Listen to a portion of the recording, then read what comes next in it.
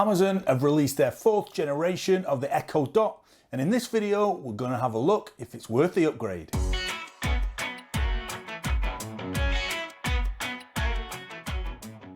Hi guys, welcome back to the channel. My name's Tony and it's time for another review with a beer. What am I drinking this week? Well, it's James beer by the Evil Twin Brewing Company. It's one I've not had before. It's a Berliner Weiss, 3.5%, made with olive and strawberries. Let's get it poured.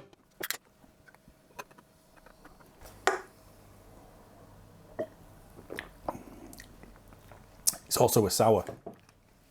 Okay, we'll get back to that in a bit. This week, we're going to look at the new 4th generation Echo Dot. Before we do that, if this is your first time here, then think about hitting the subscribe button. If you're a returning viewer, as always, I really do appreciate your support.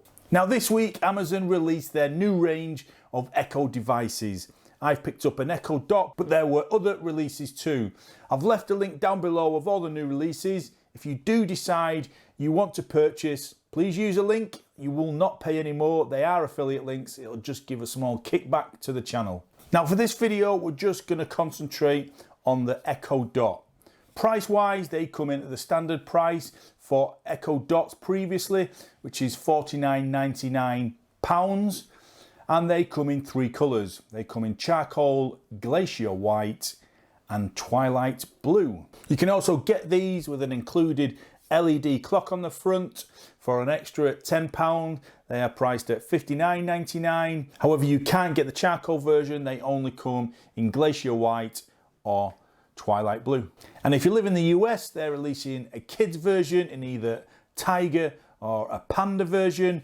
These come with extra parental controls and they will be starting at $59.99. I'm not sure yet which other countries are getting them, but at the moment I can only find them on Amazon.com. Now I usually do a bit of an unboxing with my review videos, but knowing Amazon, these only come with the Echo Dot, your power cable, which we'll get onto in a minute, and obviously your instructions. So I've bypassed that part and we're just going to talk about the unboxing. And what I want a quick look at is the power cable. Now, even though there's 3 different colours, weirdly you get, or they've moved to, a white power cable, which is understandable on the white one. It's kind of understandable. It could have been either or on the blue one. But on the charcoal one, why not just send a black power cable? For some, this won't matter, but depending on where you're putting it in the house, it could stand out quite a bit. So yeah, a bit weird. They all come with a white power cable. Setup was really easy. Open your Alexa app. When you plug it in, it will start going through all its language options and speaking in some foreign tongue. But as long as that's set up, a few prompts on the app and it's set up pretty quickly. If you're a new Echo device user, then it might take a little bit longer because you'll have to set up the app as well, but it's really quick, really easy, nothing much to do. As always, the Echo devices are pretty simple products. Let's take a closer look at the device and its features. Okay, a quick look at the features. There aren't many. So on the back, you've got 2 inputs. One is your 3.5mm audio jack, and the other side is for your power cable. Along the bottom you've got this, which is your light. It's now on the bottom. It has got a rubber bottom so it won't slide away. As you can see all the way around, it's hard all the way around as well. It's not like a speaker where you could actually press it in. So it's very safe, very robust design.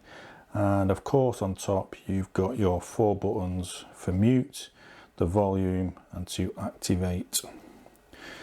That's the device itself. As I said earlier, white charger. How bizarre. Really is a strange decision. But yeah, that's it. That's it in a nutshell. So yeah, pretty standard for an Echo Dot device. So what is actually the improvements, or what's different from the previous version?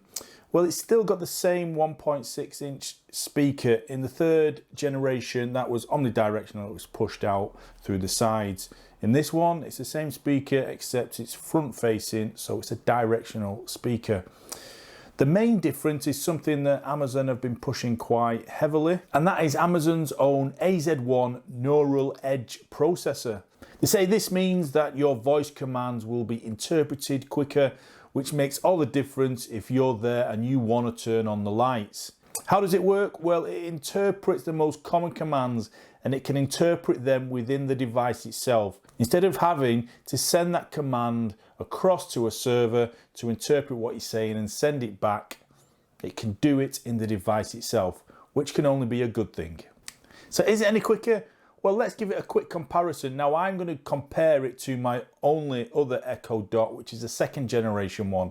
So I expect this to outperform it quite significantly. How different it is to a third generation, I don't know. Maybe that's one in the future. But let's take a look to see if this Neuroprocessor is any good.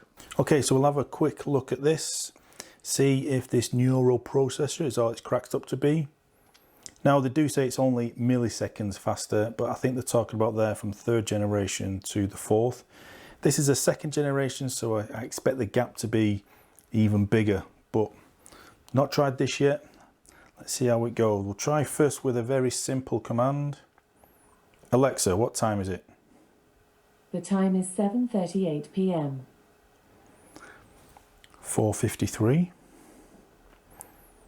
Echo, what time is it?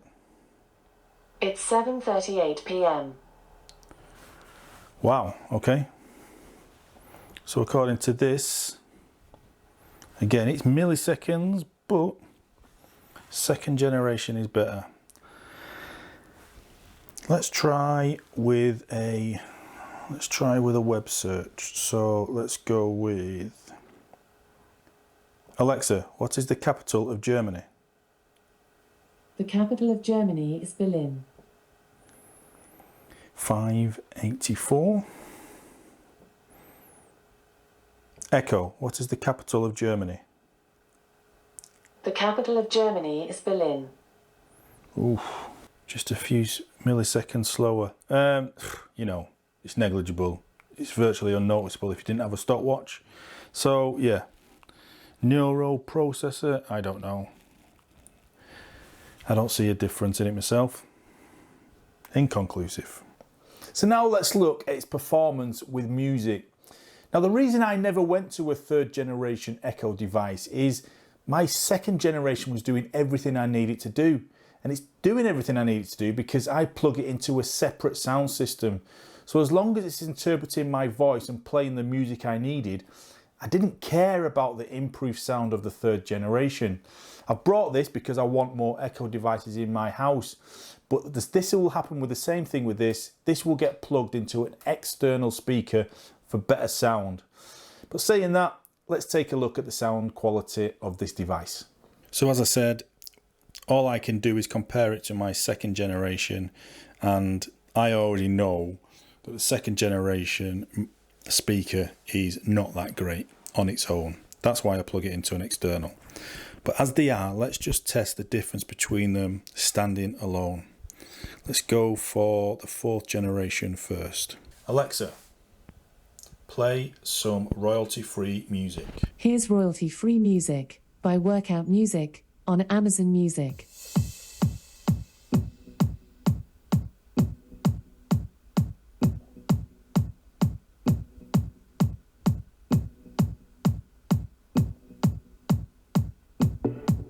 Alexa, stop. Echo, play some royalty-free music. Here's royalty-free music by Workout Music on Amazon Music.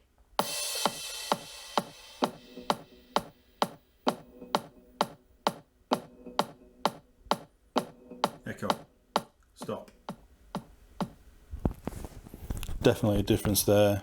Massive difference between these two. I suspect the difference between a third generation and a fourth isn't as great, but again, I can't comment on that until I have one. So in conclusion then, I've seen a lot of hate for the new design of this device. I quite like it. It's different. It fits in really well. I've also seen a lot of people critiquing this bottom light instead of it being on the top. With it being on the bottom, it bounces off the surfaces and makes the light brighter. Again, that's personal opinion, I quite like that. This video is about, is it worth the upgrade? In general, I'd say it is, but it depends how you use your Echo Dot device. If it's a hub for just getting commands to turn off lights in your smart home, I probably wouldn't.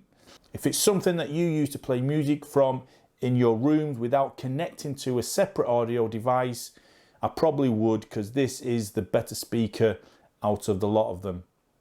If you connect to an external speaker and you use your Echo Dot sparingly, it's not worth it. It's not worth it at all.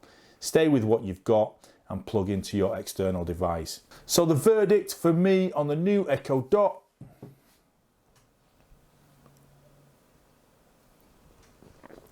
approved. There you go. Whether you're a seasoned Echo user looking whether to upgrade, or this will be your very first Amazon Echo device, I hope there was something there for you. If you like that, please give me a thumbs up. It really does help the algorithm.